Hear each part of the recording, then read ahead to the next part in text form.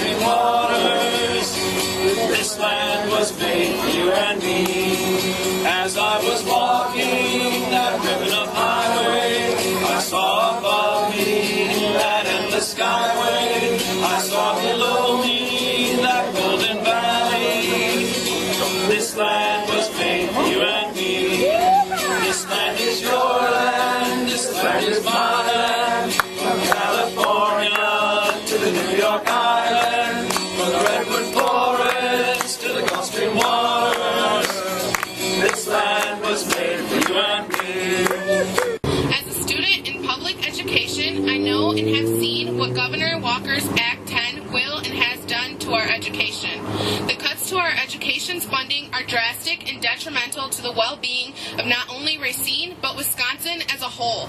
I am a teacher. I was born and raised in Racine. My grandparents, who were migrant workers, chose to settle here and raise their family of 9 children. Most of them still live here with their families, my family. My mother has taught in Racine Unified for 19 years. My cousin teaches in Racine Unified. I've been teaching at Dr. Jones Elementary for the past 9 years. Perhaps it goes without saying, I am personally invested in the outcomes of educating the children of this community. I did not become a teacher with the idea that I would be making a lot of money. In fact, I knew that I wouldn't be. As I said, my mother is a teacher. I became a teacher because I wanted to make a difference in the world, because of the teachers that I had that impacted the way that I viewed the world.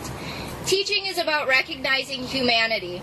It's about helping other human beings understand their potential, how to think critically, grow, and help them to find a path in life.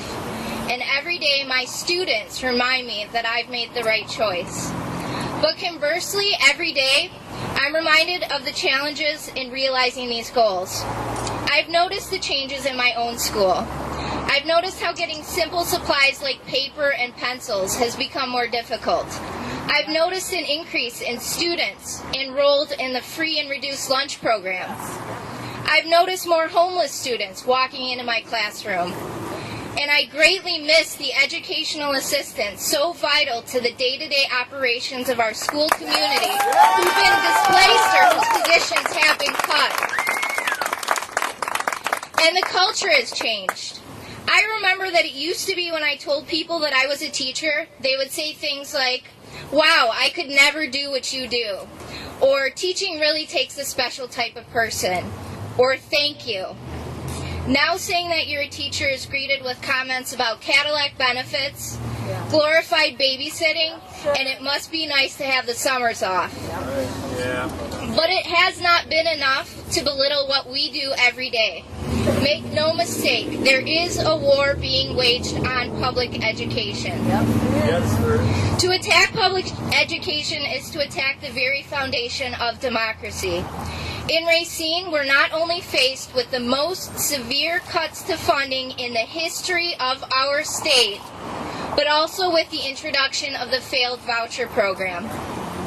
From March 2011 to 2012, Wisconsin had the greatest job loss of any state in the country. While the rest of the country is slowly recovering from economic crisis, Wisconsin is moving in the opposite direction. The most vital institutions in our communities are being devalued. Here in Racine, we have the highest unemployment rate in the state at 11.9%. And when a city is faced with that type of economic crisis, the last thing you do is make cuts to the public education system. Yeah, that's right. Together we can build a brighter future for Racine and the children that we teach, but know that the future of our community depends upon the education of our children.